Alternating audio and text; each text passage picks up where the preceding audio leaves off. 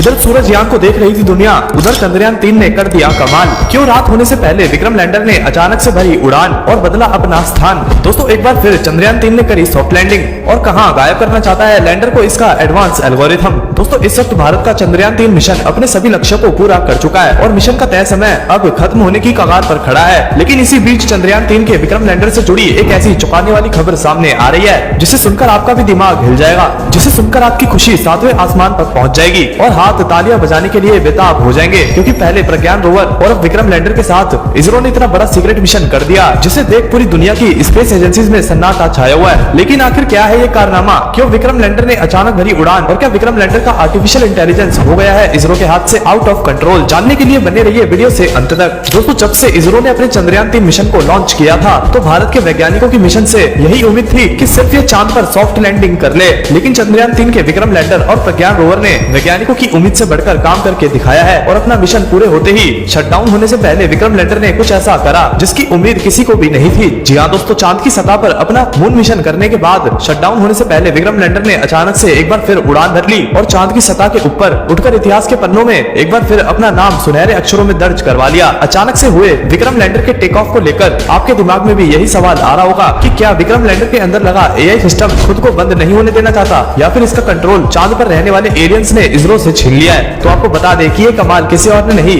बल्कि खुद इसरो के कमांड सेंटर में बैठे वैज्ञानिकों का है और सोशल मीडिया पर विक्रम लैंडर की उस उड़ान का वीडियो शेयर करके इसके पीछे का कारण भी साझा किया है। इसरो ने बताया है कि विक्रम लैंडर ने अपनी चांद साइड पर फिर एक बार उड़ान भरी है। कुछ दूर जाकर उसने चांद पर फिर से एक बार सॉफ्ट लैंडिंग करी है। लेकिन दोस्तों इसरो ने अपने सफल मिशन के बीच में अचानक से लैंडर को फिर से उड़ाने का रिस्क क्यों लिया? दोस्तों इसके बारे में बात करें तो जैसा कि आप जानते हैं कि लूनर डे पूरा होने से पहले 4 सितंबर के दिन इसरो के वैज्ञानिकों ने प्रज्ञान रोवर की तरह विक्रम लैंडर को भी शटडाउन करने वाले थे, जिसके लिए उन्होंने शाम 8 बजे का समय निर्धारित किया था। लेकिन उससे पहले विक्रम लैंडर को जोखिम में डालने के पीछे एक बहुत बड़ी वजह छुपी हुई थी। दरअसल 23 अगस्त के दिन जब विक्रम लैंडर ने चांद पर सॉफ्ट लैंडिंग करी थी तब लूनर डे की शुरुआत हुई थी, जो कि करीब 14 दिनों का होता है। और इन दिनों में विक्रम लैंडर और प्रज्ञान रोवर के साथ मिलकर चांद के कई सारे रहस्यों से पर्दा उठाया और 14 दिन के बाद लूनर नाइट की शुरुआत होने वाली थी, जिसमें सोलर लाइट ना मिलने की वजह से ये प्रज्ञान रोवर और विक्रम लैंडर और उसके सारे पेलोड्स बंद करने पड़ सकते थे। इसीलिए इसरो ने खुद शटडाउन करके स्लीप मोड में डालने का प्लान बनाया ताकि 22 सितंबर के दिन जब चांद पर फिर से नई सुबह हो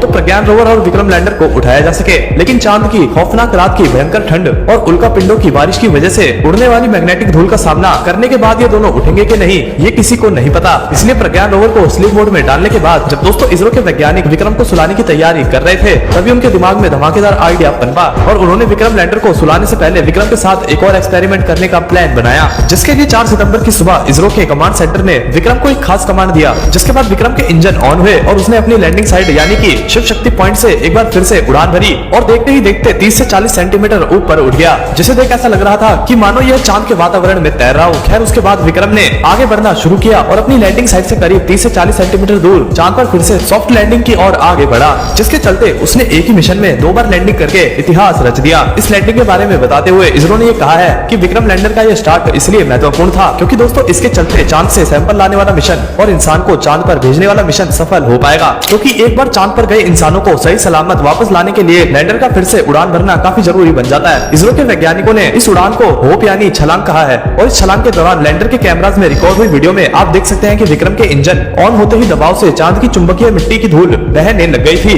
जो विक्रम की सेकंड लैंडिंग होने के बाद इंजन बंद होने के साथ ही शांत हो गई थी। आपको बता दें कि इस छलांग के बाद इसरो की टीम ने एक और ट्वीट करके बताया है कि उड़ान के बाद भी विक्रम की हेल्थ नॉर्मल ही है और ये सारा डेटा कलेक्ट करके विक्रम ने धरती को भेज दिया है। और दोस्तों अब इसरो के द्वारा इसके सभी पेलोड्स को स्विच ऑफ कर दिया गया है, लेकिन रिसीवर को ऑन रखा गया है। आगे उन्होंने बताया कि सौर ऊर्जा खत्म होने पर बैटरी पूरी तरीके से ड्रेन होने के बाद विक्रम लैंडर प्रज्ञान रोवर के बगल में सो जाएगा और हम ये उम्मीद कर रहे हैं कि 22 सितंबर के दिन यह दोनों अपनी इस 15 दिन की गहरी नींद से जाग जाएंगे। साथ ही इसरो ने छलांग के पहले और बाद में लैंडर इमेज कैमरा द्वारा खींची गई चांद की तस्वीर साझा की है, जिसमें आप दोनों लैंडिंग साइट्स के पास की अलग अलग जमीन को आसानी से देख सकते हैं। दोस्तों विक्रम लैंडर दूसरी बार सॉफ्ट लैंडिंग करके अपनी टेक्नोलॉजी की सटीकता का ठप्पा लगा रहा है, यानी अब दुनिया का कोई भी देश ऐसा नहीं कह पाएगा कि चंद्रयान 3 ने तो सिर्फ एक बार तुक्के पर लैंडिंग कर ली थी, बल्कि अब तो विक्रम लैंडर की सटीकता का ठप्पा लग चुका है। और इसरो ने हर भारतीय को यह उम्मीद दे दी है कि विक्रम लैंडर के जरिए भविष्य में भारत चांद पर इंसानों को भेज सकता है। जी हाँ दोस्तों, अब भविष्य में विक्रम लैंडर को बड़ा करके इसमें एस्ट्रोनॉट्स को बिठाकर चांद पर लैंड करवाया जाएगा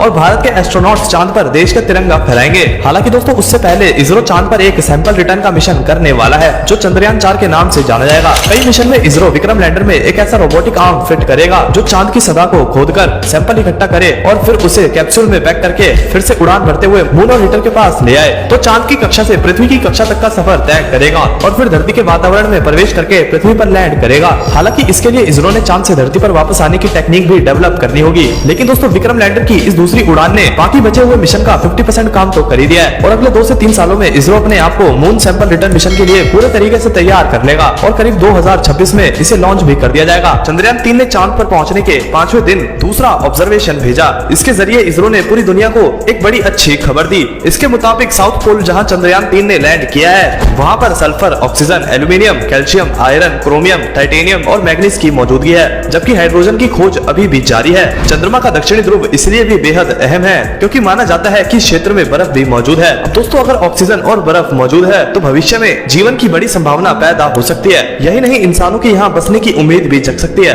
और दोस्तों ये हमारे लिए बेहद गर्व की बात है कि चंद्रमा पर इन चीजों के बारे में भारत ने पता लगाया है। इससे पहले रोवर ने चंद्रमा पर टेम्परेचर से जुड़ा एक ऑब्जर्वेशन भेजा था। सल्फर की मौजूदगी के जरिए चंद्रमा के वास्तविक आकार और इसके विकास के बारे में जानकारी मिल सकती है, जबकि सल्फर आमतौर पर ज्वालामुखी जैसी गतिविधियों में निकलता है। इसीलिए उसकी मौजूदगी से चंद्रमा के इतिहास और उसकी संरचना से जुड़ी जानकारी का पता करने में सहायता मिल सकती है। दोस्तों विक्रम लैंडर ने चांद पर तापमान का पता लगाया है, लेकिन चांद पर दिन का तापमान वैज्ञानिकों की सोच से भी बिल्कुल अलग है, क्योंकि वैज्ञानिकों ने सोचा था कि चांद का तापमान 40 या 50 डिग्री से ज्यादा ही होगा, जबकि विक्रम लैंडर द्वारा इसरो के पास भेजी गई रिपोर्ट के मुताबिक चांद पर दिन का तापमान 30 डिग्री सेल्सियस के आसपास ही है। अभी के समय विक्रम लैंडर और प्रज्ञान रोवर दोनों ही चांद की सतह पर सो गए हैं। आपको बता दें कि जब इन मिशन को पूरा कर लिया गया था तो समय से पहले ही यानी 14 दिन से पहले ही विक्रम लैंडर और प्रज्ञान रोवर को स्लीप मोड में डाल दिया था। और दोस्तों अब आपको बता दें कि अगर प्रज्ञान रोवर और विक्रम लैंडर दोनों चांद की वो काली रात झेल लेते हैं तो 23 सितंबर को फिर से ये जाग उठेंगे और अपने मिशन में आगे बढ़ जाएंगे, क्योंकि दोस्तों चांद पे